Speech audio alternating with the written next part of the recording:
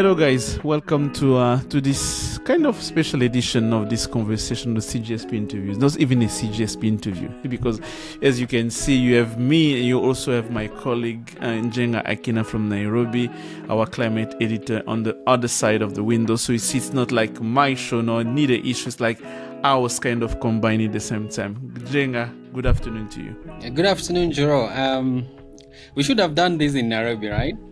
Yeah, we should have done this in Nairobi. We should have really definitely done this in Nairobi, because I was in Nairobi with him like last week, and we're attending this conversation with China Africa expert talking about green technology, innovation, critical minerals. So we really should have done it in Nairobi, and so people can see how Nairobi look like. But we didn't really have time to do that because our schedule was kind of packed though. But we now kind of coming back and trying to do a debrief of the conversation. How are you doing, Njenga? I am well. The weather is amazing. Not like how you left it. Yes, because it was raining. It was like it ruined kind of the stay there, but it was nice here. The sun but even it was, I didn't like the rain though. Yeah. But we survive on rain because that's how we manage to. For farmers like myself, that's how we manage to survive, because we have not tapped into irrigation big scale. So we love the rain, however inconveniencing. Yeah. Yeah. I mean. And at least you're not like London, where it rains almost every day, but you still have good rain, good weather. But when I was there, it was raining. It was really not really pleasant. The last day when I was leaving, it was a sunny, good day. But Yes. And you are like, this should have been my first day here. Exactly, this is my first day. But anyway, that was really interesting. So Jenna, I wanted to have us to have this conversation just to reflect a bit on what's happened in Nairobi, the conversation that we had. And I'd just like to tell people right ahead, we had those conversations under Chatham House rules. It means that we're not going to divulge the name of the participant and neither what was being said. We're just going to talk about the broader ideas of what we've talked about, but without really mentioning who said what and who was there. It was really interesting for us because it was really a moment where having Chinese experts and African experts sitting together on the table, thinking on the future of China in Africa, especially in the innovation and green technology part, was really, really interesting. And I've had to learn. I learned a lot. I don't know what you've taken, but my take was like I learned a lot because I came out there with a lot of nuanced perspective that I could hear from different stakeholders that were present there. That's true. And personally, what I got was that we can do so much more if we collaborate with as many partners as possible when it comes to energy for our different African countries, because instead of reinventing the wheel, it's already been done elsewhere. And what are the good practices and what are the things that we can just plug and play in our African countries, instead of just going and saying, oh, we have to start doing this from a scratch. And some of the things I learned, or probably affirmed what I have thought all along, is that there is no superior partner to the other as long as all of you agree on what we need to get done. So exactly. Yeah, and I think the mutuality aspect of it, I may sound very Chinese now because, they come and say that we are the friends, we are a friendship and things like that. But I think those are the kind of templates that we should embrace, whereby we are looking at each other like equals and not like one of us is superior than the other. So, there are many things that we can do together rather than when we are divided. It was also a very experience because you could hear that people having a much more nuanced perspective on different issues related to China's presence in Africa, having a different mindset where instead of looking into China as the culprit, where you have Chinese companies have a certain sense of responsibility on what's happening, but there was also a sense of like what our African leaders are doing, what our governments are doing. Because let's face it, in those issues that we've been covering around China's doing in Africa, being illegal fishing, being illegal mining in gold in Ghana and Mali, in DRC, being so many issues, like for example, illegal illegal poaching in the east, in the national reserve in different countries, in Namibia, in Malawi, and everything. Poachers. We seeing all of that. There's still an element of responsibility of our African leaders. Like, what do we do? How they're implementing regulation that are the policies that are in place to maintain that we do have a certain responsibility. That whatever the company is coming from, wherever the actor is coming from, our laws need to be implemented and respected. And that was quite refreshing to see and to hear during this conversation. Yeah. Absolutely. And I think like in Kenya, where I am, we have really good laws. The constitution is very watertight in terms of what accountability is for government officials.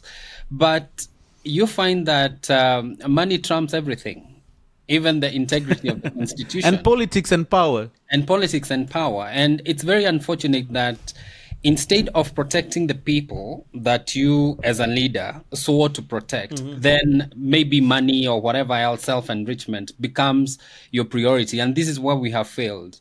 And I remember we had this conversation on, I don't know if you had this in your pipeline, but we had the conversation on the Zambian dam. Yeah. I don't know if that was in your pipeline in this conversation, but looking at like how was handled, there were so many questions that needed to be answered, because it seemed like the Chinese entities were the ones who are running the show and not the Zambian government. Because when they say we are going to do this, instead of the government saying we need this done and we need it done now, and then to an extent of the people who have been affected have to be compensated, because livelihoods have been lost until that river is restored to its pristine nature, if we ever get to that point.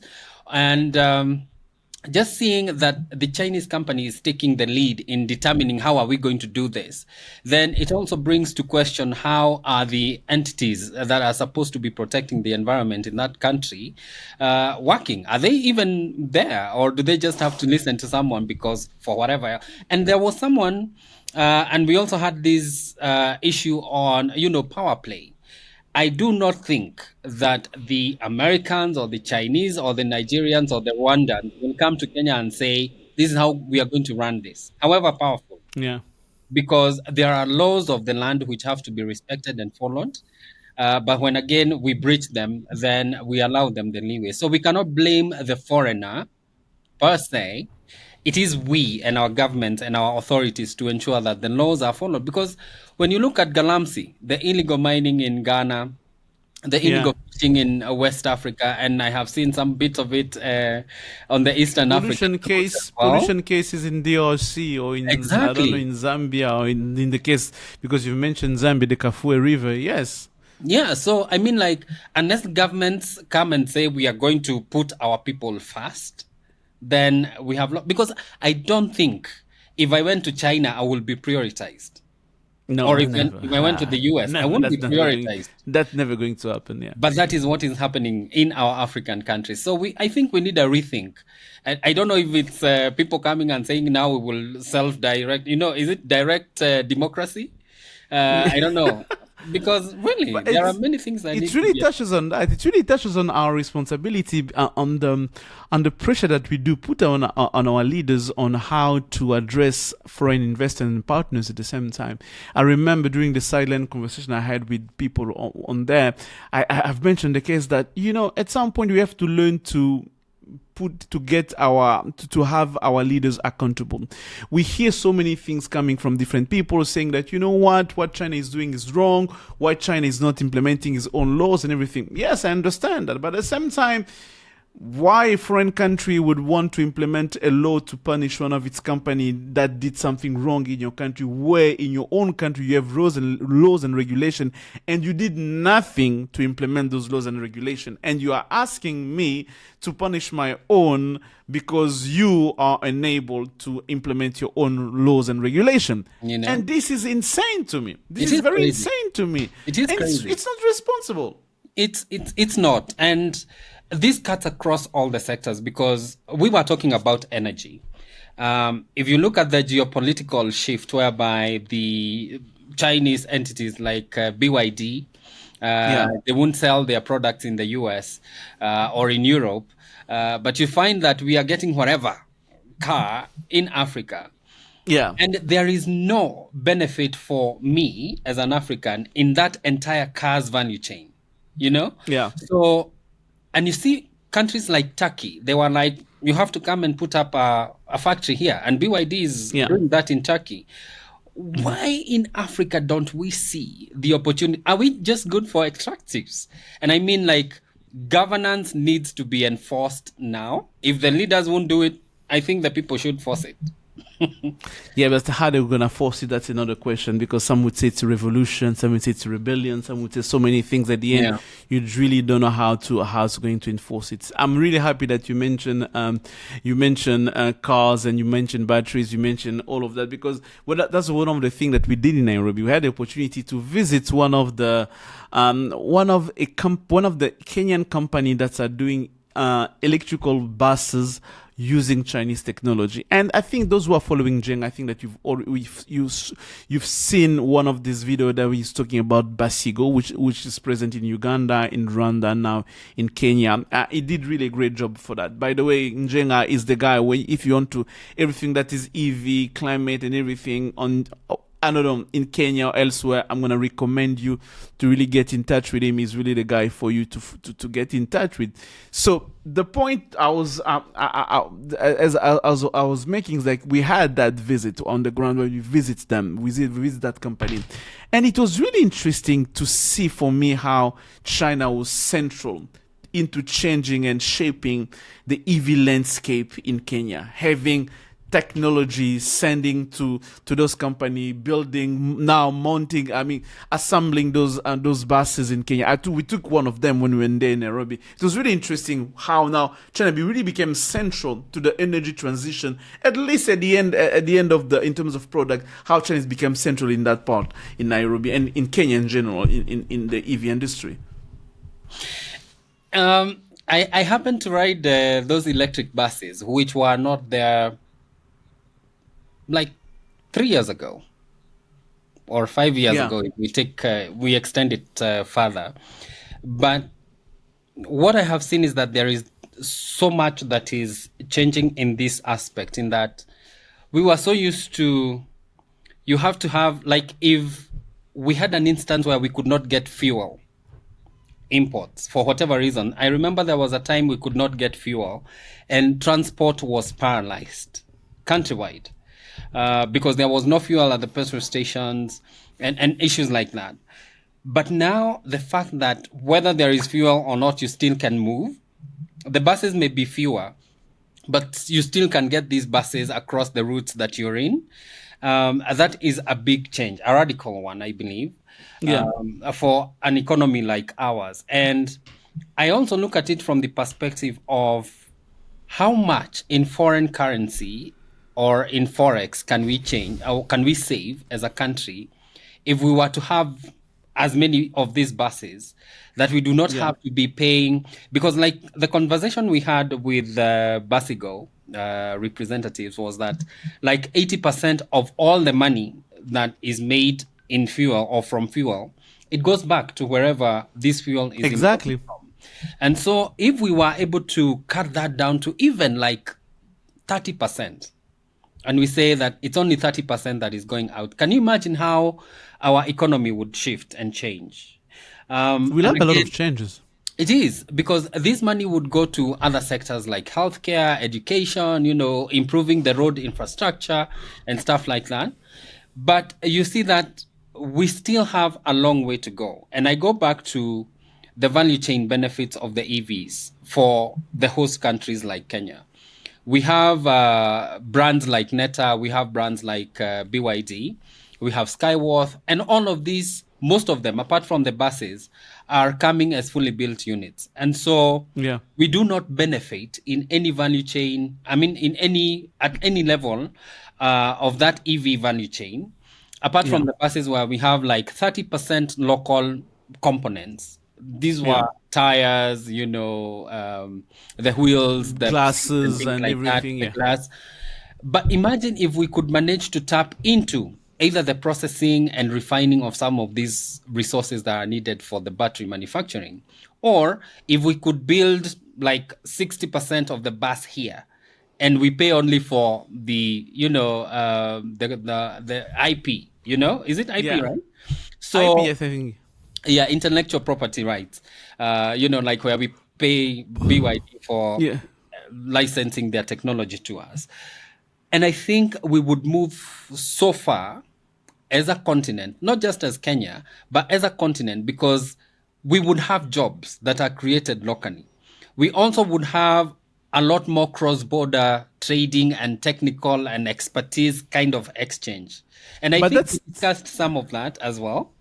Yeah, but that's a big debate, though. That's a big debate that people are having, discussing. Like, I mean, we've been talking about it. Me being a part of the critical mineral side, we've been having those conversations, local value chain, what we should be doing, how the change should be happen, what country. I mean, how country should be moving in a way that to benefit from that.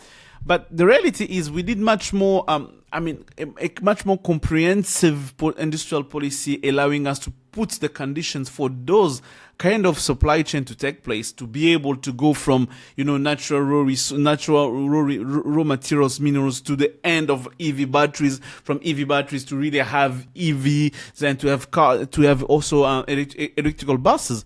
But the reality is, we still have a lot to catch up on, and I know that there's a lot of discussion in terms of political rhetoric that we should be doing that, we should be building local value chain, but at the same time, the technical prerequisite, the economic prerequisite that are needed to really build a good economical viable value chain is just not there. And just reminds me that 2 days ago, actually, the Natural Governance Institute released a very interesting report looking into Ghana's demand for lithium processing in Ghana and what it looks like, and advanced lithium processing. And they really made a stark conclusion, saying Ghana should not be pursuing that because they will not make money out of it. It's gonna cost money, Ghana's money and everything. And that was been saying for so long.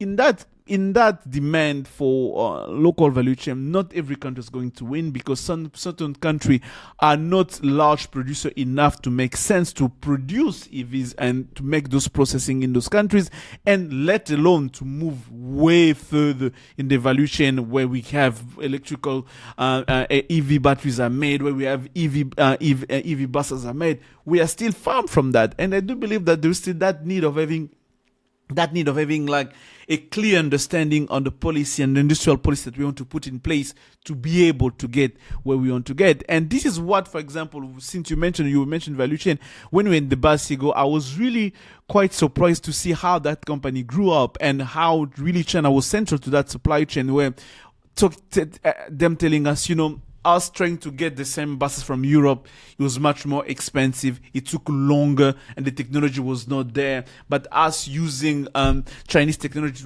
it was faster. They were present, and they could produce at scale, and they could really now allowing us to assemble in our countries. That was something just got me, because I was like, okay, you really see how now China is really becoming part of, like, it's shaping slowly the EVs and the green transition energy debate that's happening on the continent. It's really become central to that debate, to the point where today I do believe that if you tell Basigo that to switch from Chinese technology to other company, will say, no, we're not going to do that, because it's not really cost effective. Yeah.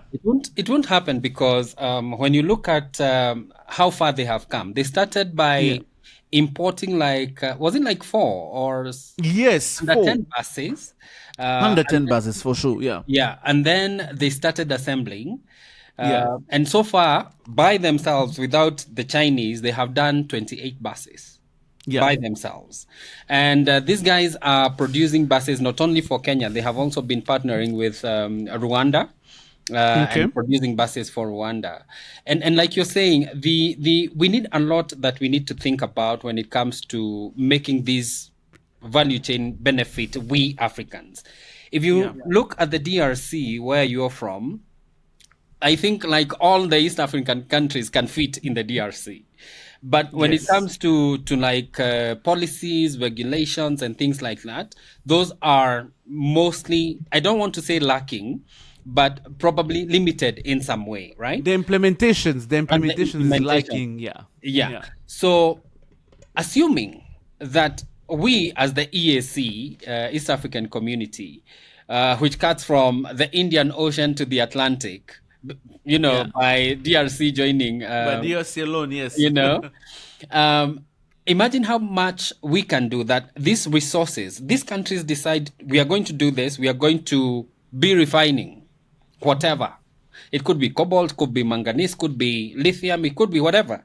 And then they are like, we will not just be looking at the DRC with all the issues going on and we can't do anything. But because we are a partner, we are, this community, then everything that affects one of us affects all of us. It affects all of us. Yeah. So if we could have such kind of an approach whereby we are not individualistic, because as African countries, we are very small in comparison to China. China is 1 billion plus.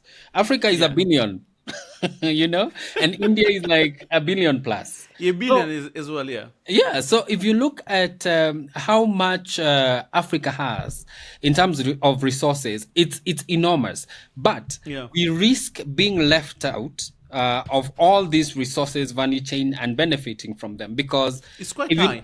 If you look at the rate of innovation that, for instance, BYD has in terms of manufacturing the batteries, at some point, they will not need the lithium, they will not need the cobalt, assuming we can be able to power our vehicles using oxygen or hydrogen.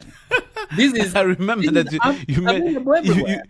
you made a comment. You made a comment like this by saying that the way the technology is evolving, the next they're gonna make EV batteries with oxygen to make it something easier. But just that idea was simply to say that China today is moving away from those cobalt and lithium batteries, really to find resources that are widely available, easy to access, cheap to make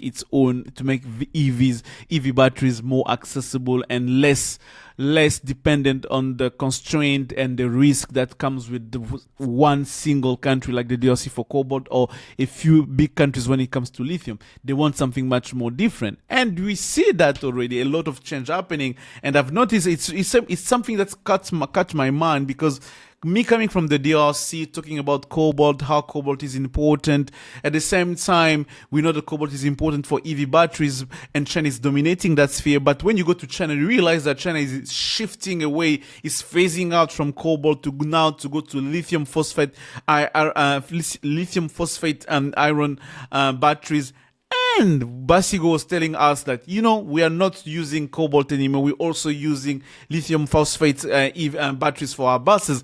It really got my attention to understand how the EV industry is shifting, the EV batteries industry is shifting, and country like DRC that has been betting on the cobalt for its value and its importance for EV industry may find itself trailing again, given that a lot of things are happening, how the industry is changing. And this is the part I do believe that we need to think ahead more than to think now. We need to think about innovation, research. What's the trend of tomorrow look like? What's the energy of tomorrow is going to look like? Because if we don't think of that, by the time we master the technology of cobalt and lithium today, 5 years, 10 years from now, that will be completely obsolete and useless for us to have that technology, because the technology has moved and has changed drastically along the way.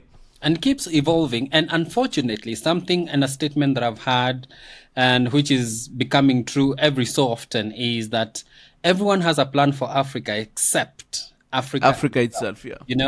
And if you look at China, they think in decades. Yeah. They don't think today, they don't think tomorrow, they think in decades. And I believe that even as we are thinking about these resources as Africa being rich and wealthy, we have all the resources, you wouldn't tell anything to us, China is already moved away. If you look at the tariff wars with the US, Trump, unfortunately, for the Americans, the average American, is that they will continue suffering because of this thing. But if you look at where China is now, it has all the cards. There was this meme where they were saying America something cards, and then the Chinese are like, make the cards. Yeah. So when you look at that, you see that if America, because America has been advanced for quite a long time, if China can be able to drop such, because they learned from their technology, I don't think they cannot out-innovate the need for lithium, for cobalt, for exactly, or whatever. And we need to move. My feeling is, as African countries, Europe negotiates as a bloc. But when you come to Africa, there is an Indonesia-Africa thing. Imagine, there is a China-Africa thing. There is a UK-Africa thing. It is not an Africa-Asia, no.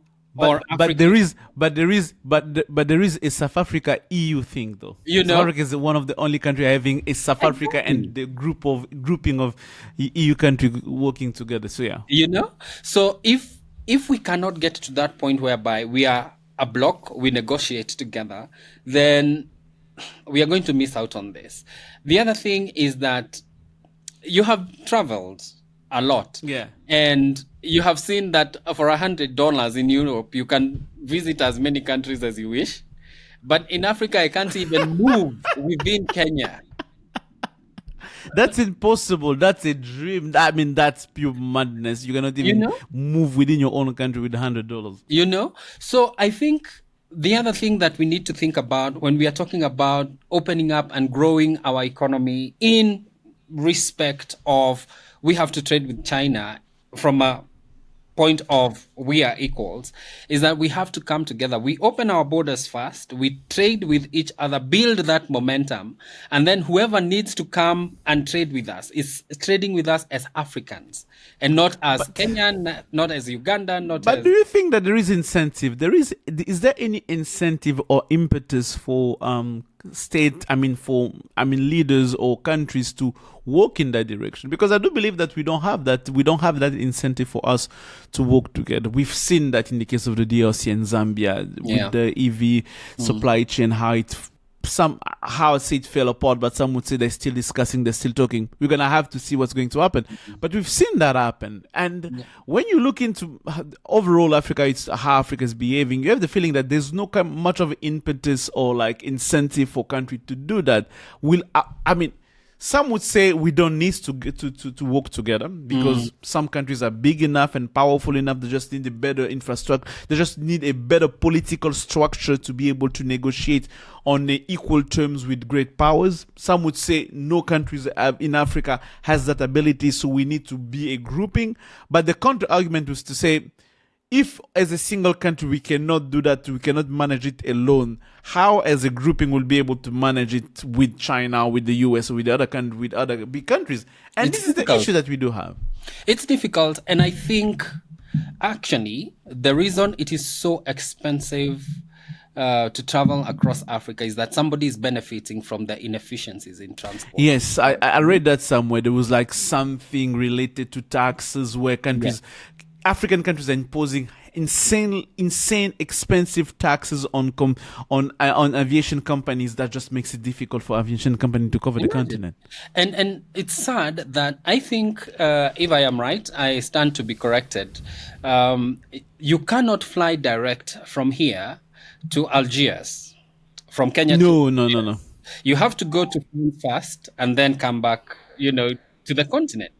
And unless Kenya Airways start to fly straight to Algeria, if it doesn't, you're gonna have to use Air France to go to Europe and then come down to Algeria. So if we look at such kind of, I look at it like one, bureaucracy, and a colonial hangover, because if for whatever reason the policies that have to take me to France first before I get to Algiers are what was working in the colonial times, then it means that some African is benefiting from that. Yeah, of course. And so eliminating it means that they will have cut off some source of their livelihood or whatever. And so I think beyond each individual country, as Africans, we also need to start moving. If you look at the situation we have in Kenya, politically, you will see Malema in South Africa talking to our situation. You will see Kenyans agitating for, there needs to be change swear.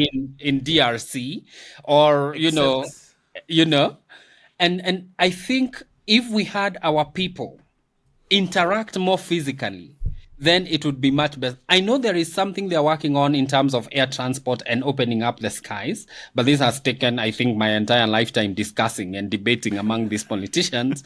But at least when you that have now comes a free through, visa. You have a free visa policy for most African countries now. yeah, it's a good start. But still, you guys pay, right? Because you have to pay for the ETA. You were here in Nairobi last. No, we don't do ETA anymore. There's no Oh, you ETA don't. You anymore. just happen. You just come and land, then you come straight to the airport, and that was one of the good things they did, because they said they removed the ETA, so now there's no ETA anymore. Yeah, I really loved it when we were going to Joburg. You remember? And Yes. they had just kind of lifted off and said Kenyans and South Africans can now travel visa free. And I felt like in Joburg, when they just asked for my passport, I felt Passport. like, I felt like, man, this is so nice, because you just breeze through the airport. You don't have to suffer through, having to wait, Exactly. processing The lines, questions, the who are questions, you, where are you where are you coming from, where are here, you what going are to you, stay, where are you going back, and you everything. know? We didn't have to do that. Yeah. Imagine if we could manage to do that. Well, we are building castles in the air, but I believe starting with like visa-free transport and travel Yeah. across African countries, that's a start, and we Yeah. can build on that. I know there are many fumbles along the way. There are people who will see, oh, we are losing money on this, and so we need to kind of make it difficult for them still. But it's a good start. South Africa and Kenya have started. I think Kenyans can travel to a number of African countries visa-free. And so if we could do the same for everyone that is African, then it becomes much easier for us to grow, and also because the interactions that we have are what will inform, because we are able to speak to some people who have, influence in government. If I went Exactly. to someone in my government, and told them, by the way, if we did this, please push this all the way up where it needs to be, I think we can be able to change. But then until that time, we wait. We still way long to go before that, because a country like South Africa is still worried about if it's visa free, who's coming from which poor African country is going to come and invade our immigration market, is going to become difficult, and security, so many things. Each country has its own reason to keep its borders closed. Rwanda is Kenya are the one of the country where you have a very free visa entry for all Africans without nothing to pay in the entry, and that's really something interesting that I've seen. And this is the part where, in that debate of like collective approach, I mean, combining our effort to address or to negotiate better deals with being China, being other countries, it's important, but we also have to acknowledge and be cognizant of our own reality. That's going to take time. It's going to be really, really difficult to be able to pull that, because when you have the ability now to win things over in terms of technology transfer, in terms of knowledge, that's going to be really something that's going to transform our economic landscape. And for that, we need to be able to negotiate better deals, to obtain and to create conditions to attract different investment. Because when I say better deals, people believe that we're always seeing the state involved in terms of like, state company being involved. I'm also thinking about like creating environment conducive to those kind of investment coming from different part of the world, coming from China, and also being able to manage all the geopolitical tension that comes with all those debate. Guys, when we started this recording, it was supposed to be a very short recording, and it was much more talking about what happened to Kenya, and we talk about it, and we kind of now drifted away.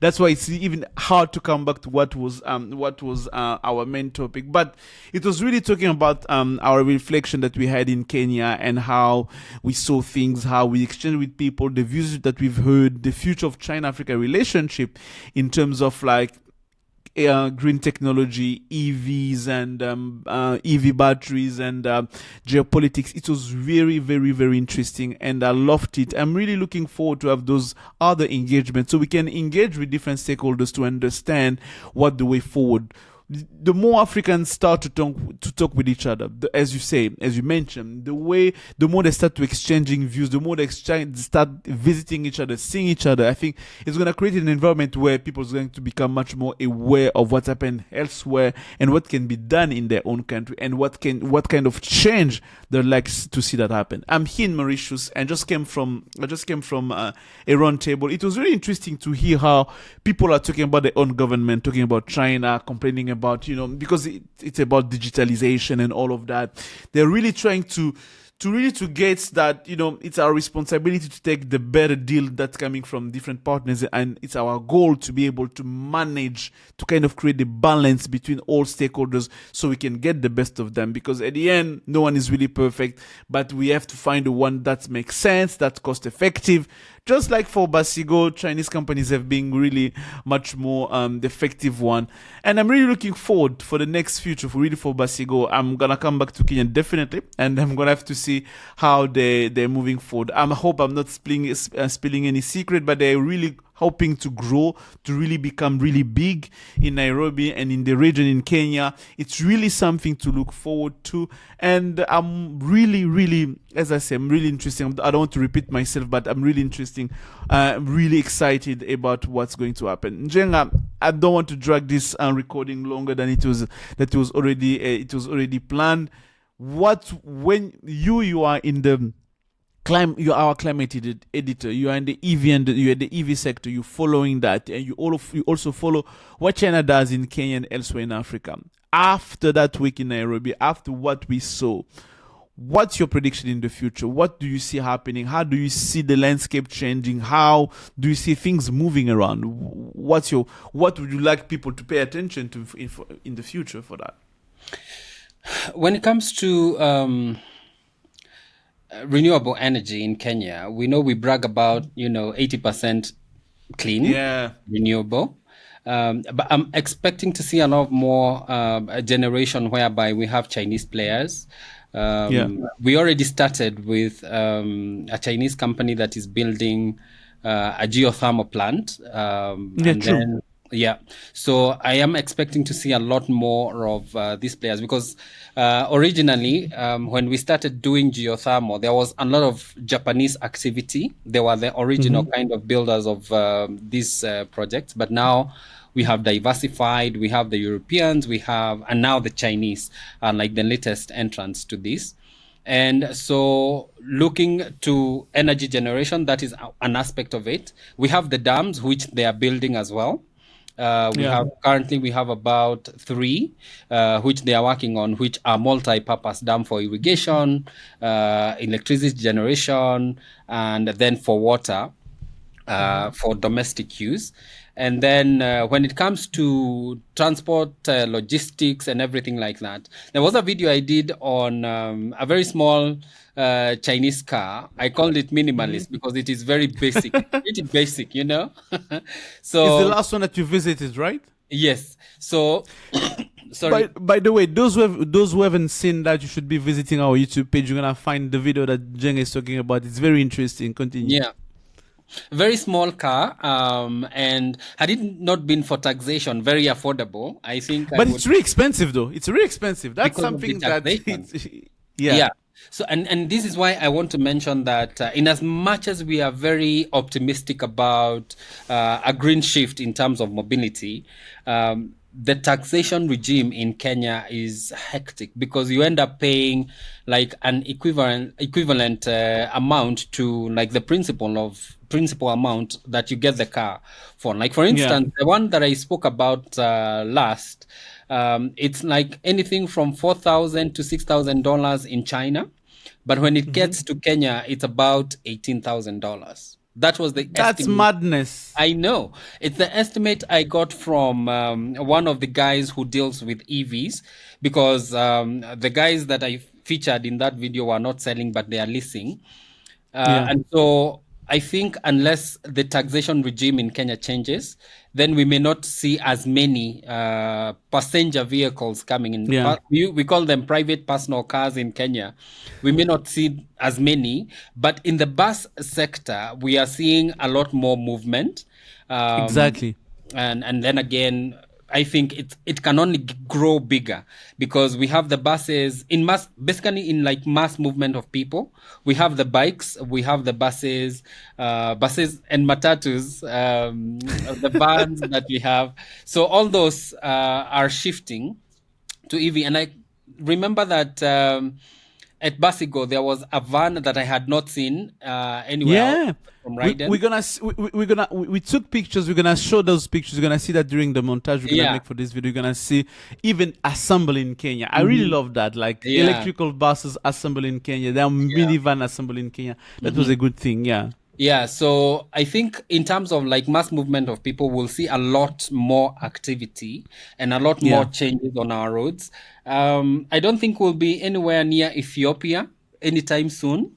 True, but because we are heading somewhere, because I know the stakeholders are debating policy and changes that will enable, like imports. But I also have this kind of holds back. For me, I feel that if we have to buy all the BYDs as passenger cars from China, we should benefit from that car's value chain. They have to come either do an assembly line or something, or give us the car cheaply from China. BYD is a private company. It's gonna tell you we are doing businesses. We're gonna have to incentivize them to create conditions for them to come. Exactly. And this is the part where I think there is that, when you mentioned the taxation, the policy landscape that needs to change. If we really want to move into that green space, if we really want to create innovators, entrepreneurs, and people wanting to invest in that, we have to create policy incentive to get people to invest to that. We have access to green and cheap technology. And what I won't say cheap, because when I say cheap, people believe it's a bad quality.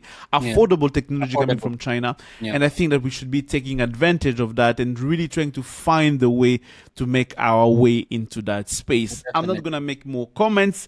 Guys, if I show you the notes I took, that was supposed to be part of the discussion, and the discussion that we had right now, it's a complete different it's different situation that we had right now. But I like the flow of those conversation, and I'm gonna have Njenga again, not him or me. We're gonna be again to having those kind of discussion. We're gonna also have our other colleagues joining us for those kind of discussion as well, because I believe that it's really important for us to start talking about those issues as African, having those kind of conversation about issues that's happening elsewhere on the continent, that we can learn about how to interact with with China or other great powers that are present on the continent. So I'm gonna stop here, because if I continue, I'm gonna keep on talking. That was Geraud, Neema, Africa editor, and Njenga, Hakeenah, our climate editor. If anything, I would like you to visit our YouTube channel, subscribe, click the notification bell, and you're gonna be notified every time we drop a new video,